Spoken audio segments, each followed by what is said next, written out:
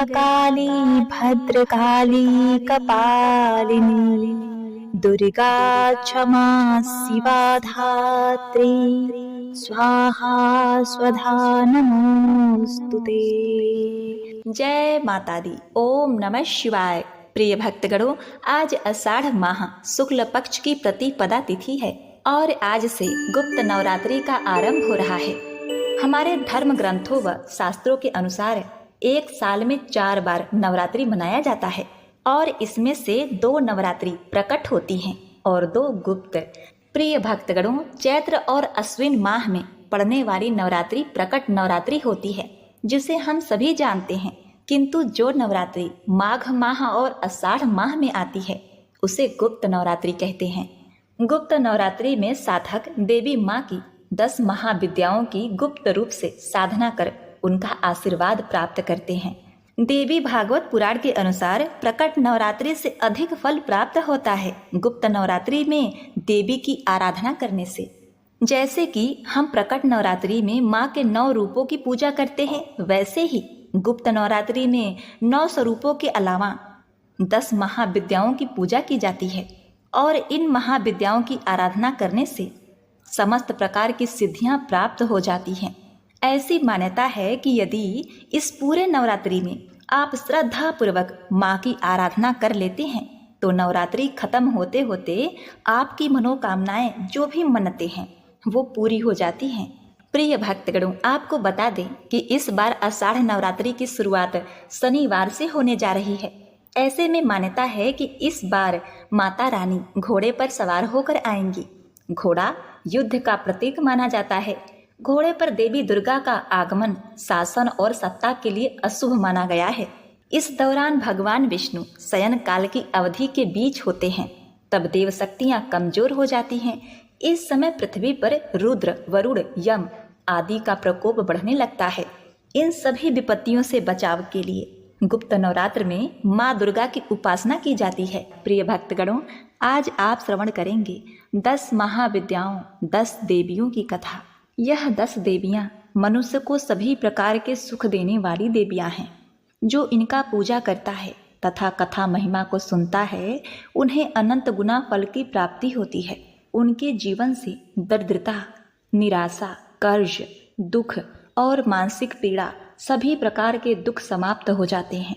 व्यक्ति को धन, संपत्ति, स्वास्थ्य और पुत्र, शत्रु से रक्षा, इन सभी चीजों की प्राप्ति होती है। 10 महाविद्या अर्थात महान विद्या रूपी देवी। महाविद्या देवी पार्वती के 10 रूप हैं जो अधिकांश तांत्रिक साधकों द्वारा पूजे जाते हैं, परंतु साधारण भक्तों को भी अचूक सिद्धि प्रदान करने वाली हैं। इन्हें 10 महाविद्या के नाम से भी जाना जाता है। ये 10 विद्याएं आदि शक्ति माता पार्वती की ही रूप मानी जाती हैं। 10 महाविद्या विभिन्न दिशाओं की अधिष्ठात्री शक्तियां हैं।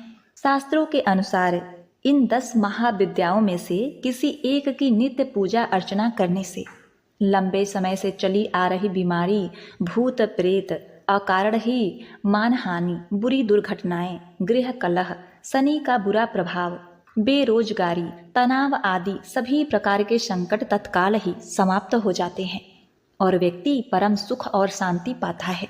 इन माताओं की साधना कल्प वृक्ष के समान शीघ्र फलदायक और सभी मनोकामनाओं को पूर्ण करने में सहायक मानी गई हैं। पुराणों के अनुसार जब भगवान शिव की पत्नी सती ने दक्ष के यज्ञ में जाना चाहा, तब शिव जी ने वहां जाने से मना कर दिया। इस इनकार पर माता ने क्रोधवश पहले काली शक्ति प्रकट की, फिर 10 दिशाओं में 10 शक्तियां प्रकट कर अपनी शक्ति की झलक दिखला दी। इस अति भयंकरकारी दृश्य को देखकर शिव जी घबरा गए। क्रोध में सती ने शिव जी को अपना फैसला सुना दिया। उन्होंने कहा, मैं दक्ष यज्ञ में जाऊंगी ही, या तो उसमें अपना हिस्सा लूंगी या उनका विध्वंस कर दूंगी। हार कर शिव जी सती के सामने आ खड़े हुए।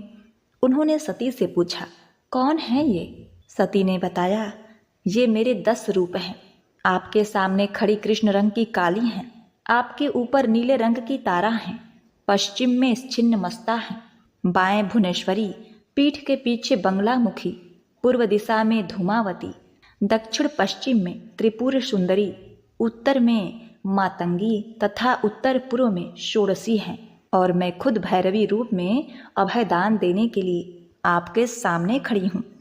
यही 10 महाविद्या अर्थात 10 शक्तियाँ हैं।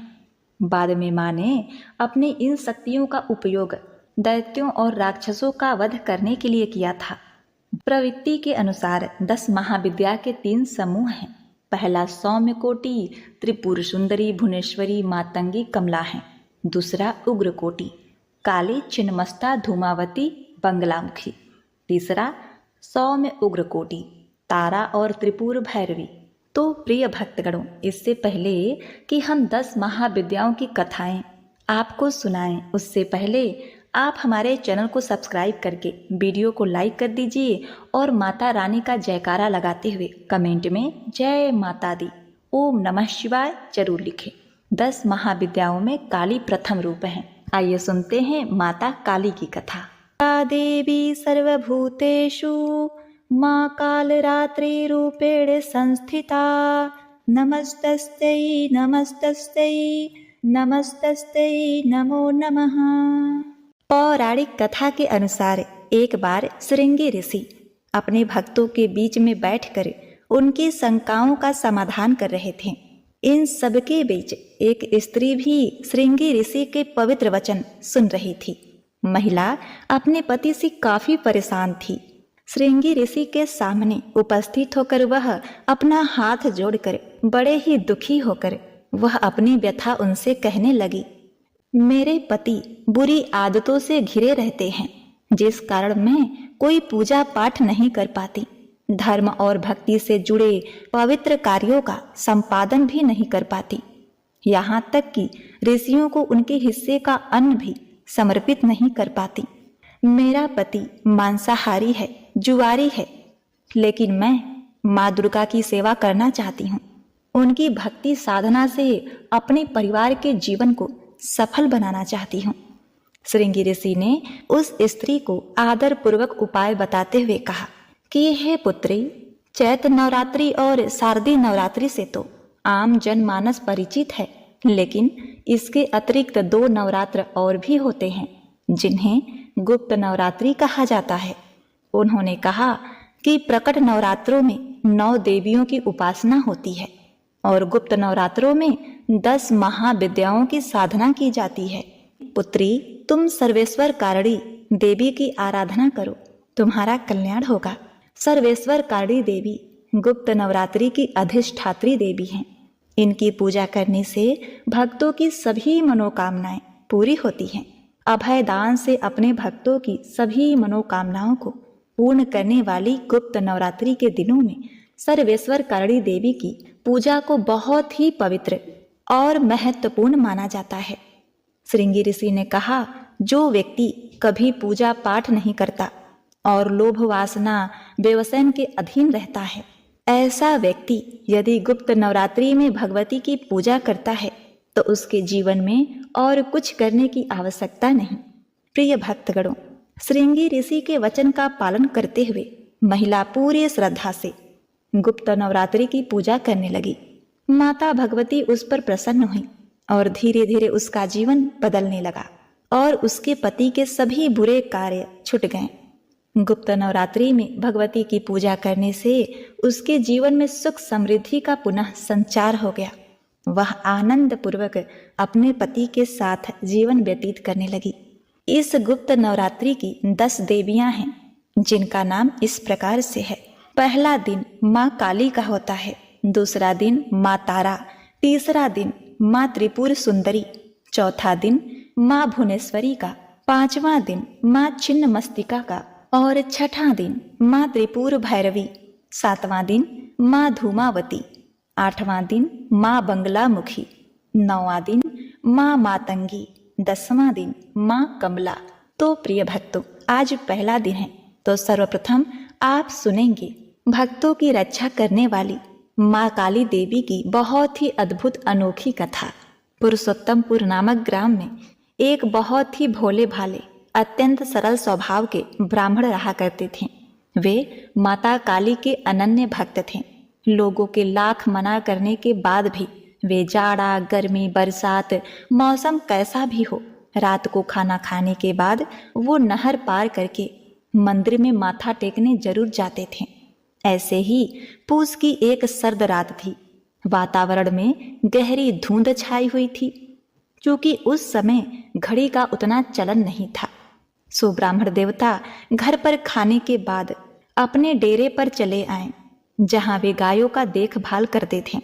गायों का देखभाल करने के लिए वहां उस दिन उन्हें कुछ देर हो गई। आसमान में कोहरे की वजह से चांद दिखाई नहीं दे रहा था, सो समय का ठीक ठीक अंदाजा नहीं लग पाया और शरीर पर कंबल डाले रोज की तरह मंदिर की ओर बढ़ चले। क्योंकि उस समय नहर में पानी घुटनों से ज्यादा नहीं था, तो पार करने में परेशानी नहीं हुई। जब वो मंदिर के पास पहुंचे तो दूर दूर तक सन्नाटा भाई भाई कर रहा था। एक पल को उनका शरीर भय के मारे गनगना गया, आंखें अनायास ही मुद गई। थोड़ी देर में उन्हें आभास हुआ कि उनके इर्द गिर्द कई सारे लोगों का जमावड़ा हो रहा है, जो आहिस्ते आहिस्ते प्रेत आत्माएं उन्हें अपने घेरे में लेने के लिए अपना घेरा तंग कर रही हैं। यह देखकर ब्राह्मण देवता माँ भवानी को याद करने लगे।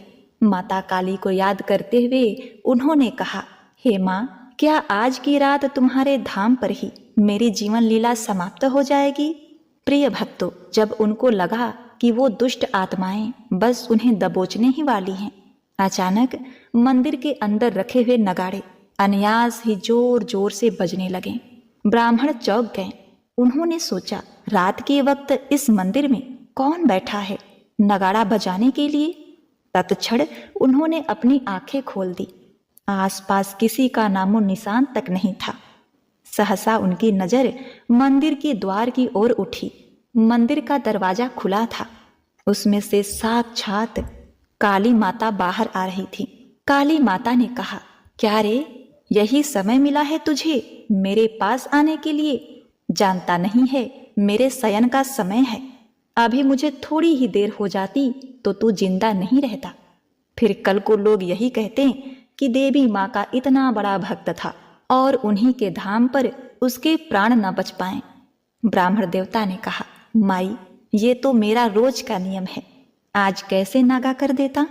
पंडित जी देवी को सामने पाकर निहाल हो गए, उनके चरणों में लेट गए। काली माता ने कहा, पगले, रोज से आज ज्यादा देर कर दिया है तूने, अभी आधी रात का समय हो चला है। पंडित जी ने कहा, माई, गलती हो गई, मुझे समय का पता ही नहीं चला।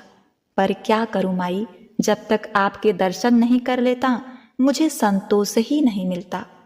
माँ ने कहा, जानती हूँ रे, इसीलिए तो पहली बार किसी के सामने साक्षात आई हूँ, पर तू भी ये मूर्खता छोड़ दे। पंडित जी बोले, माई, ये तो मेरी भक्ति है। माता ने कहा, निसंदेह तुम्हारी भक्ति उत्कृष्ट है, इसीलिए तो कह रही हूँ। अब आज के बाद तुझे रात में यहाँ आने की कोई आवश्यकता नहीं है। तू घर से मुझे प्रणाम कर लेना, मैं स्वीकार कर लूंगी। जब दर्शन का जी चाहे दिन में आ जाना मेरे पास। चल, आप तुझे घर छोड़ देती हूँ। पंडित जी ने कहा, माई, आपने मुझे साक्षात दर्शन दे दिए, जीवन धन्य हो गया। अब आपको कष्ट देकर मुझे नर्क नहीं जाना है। आप वापस मंदिर में जाइए, मैं स्वयं घर चला जाऊंगा। माता ने कहा, तू चुपचाप चल, मैं तुझे घर छोड़कर ही आऊंगी। फिर आगे आगे कुलदेवी और पीछे पीछे पंडित जी दोनों नहर के पास पहुंचते हैं। अचानक पंडित जी का शरीर झंझना गया। सामने से सफेद धोती खड़ाऊं पहने हुए एक वृद्ध आदमी आ रहे थे। उन्होंने आगे बढ़कर काली माता के चरण स्पर्श किए। फिर काली माता ने सारी बात बता दी। पंडित जी ने आगे बढ़कर वृद्ध के चरण में माथा पटक दिया और कहा, आप कौन हैं देवता? मैं पहचाना नहीं। बदले में माता काली ने कहा, अरे यही तो तुम्हारे गांव के देवता हैं। हाँ, कभी देखे नहीं तो पहचानोगे कैसे? रात के पहर जब मेरा शयन का समय होता है, ये पूरे गांव क्षेत्र का भ्रमण करते हैं ताकि कुछ अनिष्ट ना हो। प्रिय भक्तों, वह बूढ़े व्यक्ति मुस्कुराने लगे। उन्होंने कहा, माँ, अब आप अपने धाम पर जाइए, मैं इसे गांव तक छोड़कर आता हूँ। पंडित जी के तो जैसे भाग्य ही उदय हो गए थे। माई के चरणों में देर तक पड़े अश्रु बहाते रहें। फिर ग्राम देवता के साथ गांव की सीमा पर आए। ग्राम देवता ने कहा, अब तुम घर जाओ। जब भी मन से याद करोगे हम लोग तुम्हारे पास होंगे, लेकिन अंधियारी रात में अपने प्राणों को संकट में डालकर हम लोगों के पास आने की गलती दोबारा मत करना। पंडित जी हाथ जोड़कर बोले, बाबा जब आप और काली माता हैं तो मुझे क्या सोचना। ग्राम देवता ने कहा, इसी निर्दोष विश्वास ने तो तुम्हारी रक्षा की है पुत्र, लेकिन इसका ये अर्थ नहीं कि तू अपने प्राण जानबूझकर संकट में डाले। तुम्हारी आस्था प्रशंसनीय है, इसीलिए कहता हूँ रात बिरात या खराब मौसम में अपने घर से ही याद कर लेना, बाकी जब जी चाहे चले आना। यह कहकर ग्राम देवता गांव की सीमा से लौट चले। उस घटना के बाद तो पंडित जी माँ भगवती माता काली की और भी गहरे भक्त हो गए। एक बार प्रेम से बोलिए, जय माता दी, जय माँ भवानी, जय हो काली माता। हे काली माता, जैसे आपने पंडित जी ब्राह्मण देवता के प्राणों की रक्षा की, उनको दर्शन दिया, वैसे ही अपने सभी भक्तों का कल्याण करना माँ। ओम नमो भगवते वासुदेवाय नमः। हरे कृष्ण। ओम नमः शिवाय। प्रिय भक्तगणों, अब आइए सुनते हैं माँ काली के उत्पत्ति की कथा। एक बार की बात है, दारुल नामक राक्षस ने ब्रह्मा जी को प्रसन्न करने के लिए कड़ी तपस्या की। उससे प्रसन्न होकर ब्रह्मा जी ने उसे वरदान दिया कि उसकी मृत्यु केवल महिला के हाथों होगी, अन्य कोई भी उसे मार नहीं पाएगा। वो राक्षस ब्रह्मा जी के वरदान का गलत फायदा उठाने लगा और उसने सारे ब्राह्मणों, संतों और देवताओं का जीना मुश्किल कर दिया। उसने अपनी शक्ति से सारे अनुष्ठान बंद करवा दिए और स्वर्ग पर अपना राज जमाकर बैठ गया। सारे देवता उससे लड़ने गए और निराश होकर वापस लौट गए। तब ब्रह्मा जी ने बताया, ये राक्षस सिर्फ किसी स्त्री के हाथों ही मारा जाएगा। सारे देवता मिलकर भगवान शिव के पास मदद के लिए गुहार लगाने लगे। दारुक राक्षस के आतंक के बारे में बताया गया। तब इस समस्या के समाधान के लिए भोलेनाथ ने जगत जननी माता पार्वती की तरफ देखा और कहा, हे कल्याणी, जगत के हित के लिए और इस दारुक दैत्य के लिए मैं तुमसे प्रार्थना करता हूँ। इतना सुनकर माता पार्वती मुस्कुराई और अपना एक अंश भगवान भोलेनाथ में प्रवेश करा दिया। माँ भगवती का वो अंश भगवान शिव के गले से अवतरित हुआ। भोलेनाथ ने तभी अपना तीसरा नेत्र खोला और उनके नेत्र के द्वार से माँ ने भयंकर काली का विकराल रूप धारण कर लिया। उनके इस स्वरूप को देखकर देवता व राक्षस वहां से भागने लगे। उनका रूप इतना भयंकर था कि कोई भी उनके सामने टिक नहीं पाया। माँ काली के सिर्फ हुंकार से ही सारे दैत्यों का नाश हो गया। सारे असुर जलकर भस्म हो गए। लेकिन अब भी उनका गुस्सा शांत नहीं हुआ और उनके क्रोध की अग्नि से सारे लोग जलने लगे। देवताओं ने पुनः भोलेनाथ से मदद मांगी। तब महादेव ने माँ काली के गुस्से को शांत करने के लिए एक बालक का रूप धारण कर लिया। उनके इस रूप को बटुक भैरव भी कहा जाता है और उस बालक के रूप में भोलेनाथ जोर जोर से रोने लगे। उनके रोने की आवाज माँ काली के कानों में पड़ी। माँ ने उस प्यारे से बालक को अपने गले से लगा लिया और तभी माँ वापिस से अपने सौम्य रूप में आ गई। तो ऐसे हुआ माँ काली का प्रादुर्भाव। एक बार प्रेम से बोलिए, काली मात की जय। ओम नमः शिवाय। पार्वती पते हर हर महादेव। जय माता दी। जय माँ संकटा, जय माँ भवानी।